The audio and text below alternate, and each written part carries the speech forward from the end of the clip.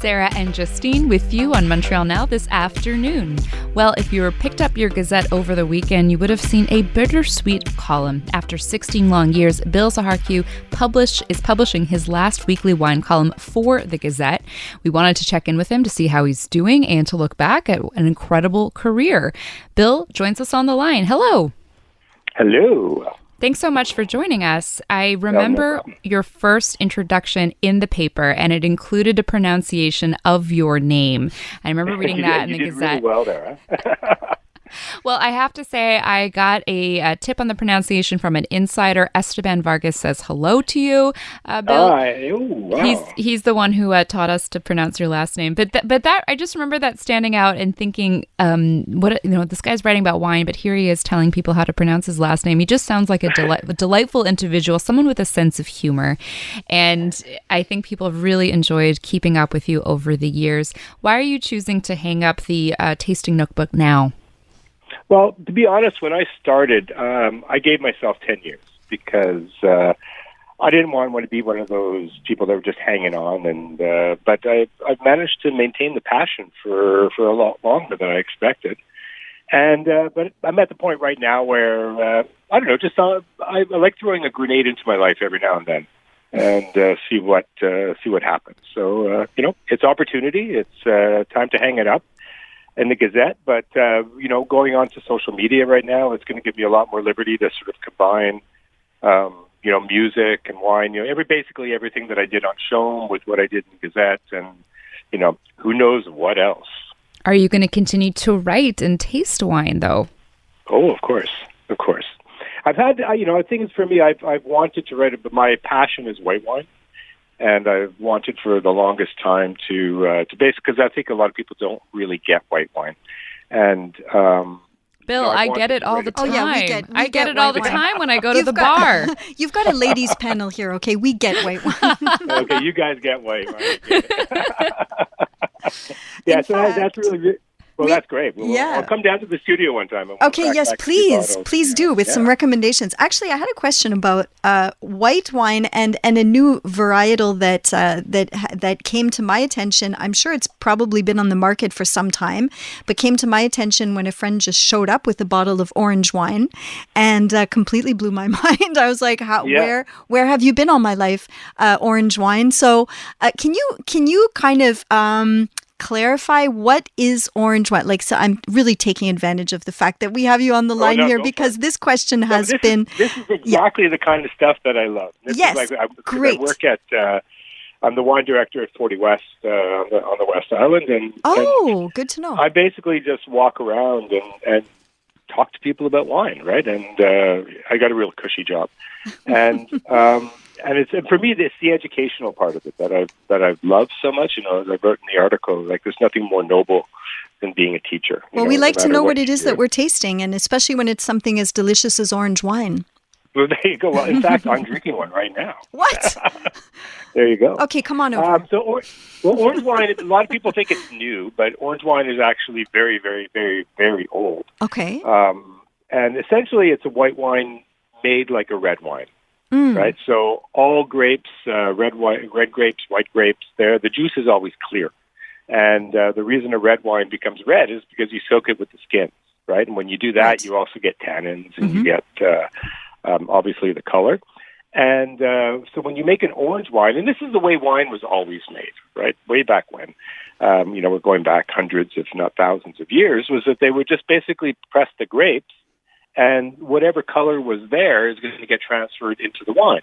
So an orange wine, for all intents and purposes, is a white wine, but, using white grapes, but making it like a red wine. Okay, that's interesting. I feel like we've been somehow cheated all these years into thinking that there were really only two colors of wine plus rosé. That's it seems unfair to know that orange wine was always an option and we just didn't know about it.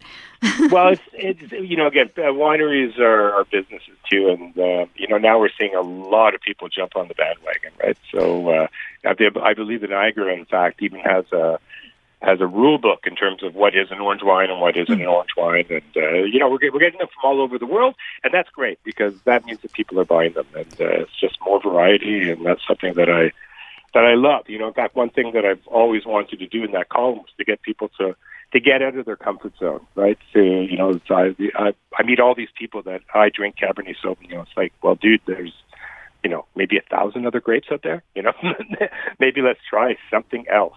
And so that makes me feel great about that. Bill Zacharkiw joins us on the line right now in Montreal now.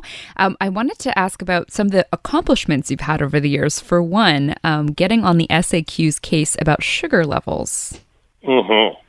So tell me about that. That was a biggie. Well, that was a bit of a double-edged sword, right? Because I kind of knew that I was sacrificing, because I have no problem with sugar in certain wines, right? In white wines, ladies, we like white wines. They tend to have a lot higher acidity, right? So stuff like Rieslings, even some Sauvignon Blancs, you might have a little bit more sugar just to balance out the acidity. But for me, the problem was back in 2013, red wines, right, were coming out. You all remember the Ménage à Trois, the Apothics, and all those Liano. And the all poppy those ones. Mm-hmm. Yeah, all those wines. And, I believe that year we were, there was something like a third of all the red wines had over 4 grams of residual sugar per liter, right? Which technically makes it an undry wine. And I hate that stuff. But also, I'm a big believer in knowing what you put in your body, right? And just simply because it was alcohol, every other thing that we put in our body that we ingest, we have the right to know what's in it. And I have friends who were diabetics, who had to shoot themselves and so on and so forth. And they were drinking this stuff because it was listed on the website as a dry wine, a lot of these sugary wines. And, it being fructose, it's actually even worse than just pure sugar. And for me, it was, on one side, it was a health thing. And the other side, it was, just for me, we got to find some way to stop, get people back to drinking proper dry wines. I'm with you on that one. Bill, I wanted to ask you a question that's a bit of an existential question with regards to wine. It's a bit of a big one. We've been seeing, for example, incredible heat waves this past weekend in Europe. We know that, for example, wine production in France, in Italy, in Spain, in many, many countries has been affected by climate change, by pouring rain and then followed by periods of dryness and drought. Do you think that the future of wine production might be undergoing a massive shift? And if so, because I have a little bit of a theory on this myself, if so, do you think that Ontario, for example, might be in a good position to benefit from increasing production? Or what is your evaluation of this of how climate change might affect wine production? Okay. Wow. Big question. Sorry about that. Of the actual climate, right? Let's just say just in terms of the heat, right? One thing that is happening is that a lot of regions in Europe, which, within their appellation rules, you have to, like in Burgundy, you can only grow Pinot Noir, right? In Bordeaux, you have a list of 6 grapes that you're allowed to grow. They are starting to change, just as an example, Saint-Emilion used to be pretty well all Merlot because it was more continental and it was the perfect grape for that climate. Now they're moving into a more of a warm weather-loving grape, Cabernet Franc, still allowed within their rule book, but they're starting to switch. In the southern Côte d'Aron, you're not seeing a lot of Syrah because it's too hot for Syrah. So they're planting more Mourvèdre and Carignan, which are grapes which can handle this heat. So there is that change. In terms of cooler climates getting warmer, Niagara never really had that problem, right, in terms of heat for the Pinot Noir. And in fact, I've tasted some wonderful Bordeaux blends there as well. But the problem is, and this we're seeing in California, for instance, is that the climate is becoming so unpredictable that we're getting late frosts, right? Like Quebec got hammered this year. Vermont got hammered this year.